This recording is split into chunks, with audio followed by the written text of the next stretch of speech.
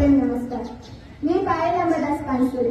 आज 19 ऑगस्ट म्हणजेच मराठा विद्या प्रसारक समाज संस्थेचा समाज दिन आणि या निमित्ताने राजर्षी शाहू महाराज यांविषयी मी जे काही 2 शब्द सांगणार आहे ते तुम्ही शांत चित्ताने ऐकावे एवढीच माझी नम्र विनंती। श्रोते हो, तो काळ होता 300 वर्षांपूर्वीचा, जेव्हा छत्रपतींना कोल्हापूर हे परक झालं होतं। राज्य होतं पण कर्तव्य राजच नव्हता, मंदिर होतं पण गाभाऱ्यात देवच नव्हता। कोल्हापूर संस्थांची प्रजा ही अंबाबाईला सांगत घालत होती की आमच्या अस्मितेचं संरक्षण करणारा छत्रपती आम्हाला लाभू दे।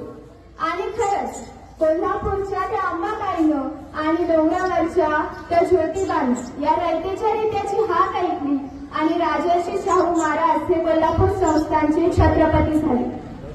राजर्षी शाहू महाराज हे छत्रपती पदावर असताना एकीकडे देशभर स्वातंत्र्याचा वनवा पेटला होता, इंग्रजांविरुद्ध भारतीयांचा असंतोष हा शिगेला पोहोचला होता, तर दुसरीकडे जातीय विषमता, अस्पृश्यता, उच्च नीचता, सावकाराच्या कर्जाची साखळदंडता या सगळ्यांमध्येही सामान्य प्रजा भरडली जात होती।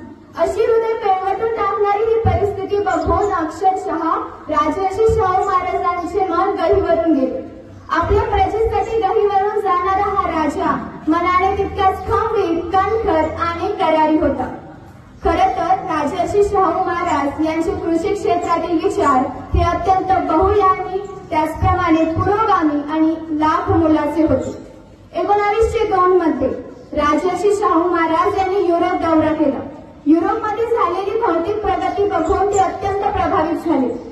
त्याचप्रमाणे तेथील धरणे बघून त्यांच्या मनात विचार आला, यांसारखी धरणे आपल्या भारत देशात देखील असायला हवी आणि म्हणूनच यांसारख्या धरणांची आपल्या भारत देशात बांधणी करून आपल्या भारत देशाला तितकं संपन्न आणि समृद्ध का करू नये। यातूनच पुढे निघाली ती राधानगरी धरणाची संकल्पना आणि यातूनच घडला तो कालचा, आजचा आणि उद्याचा हा संपूर्ण महाराष्ट्र, हा संपूर्ण भारत।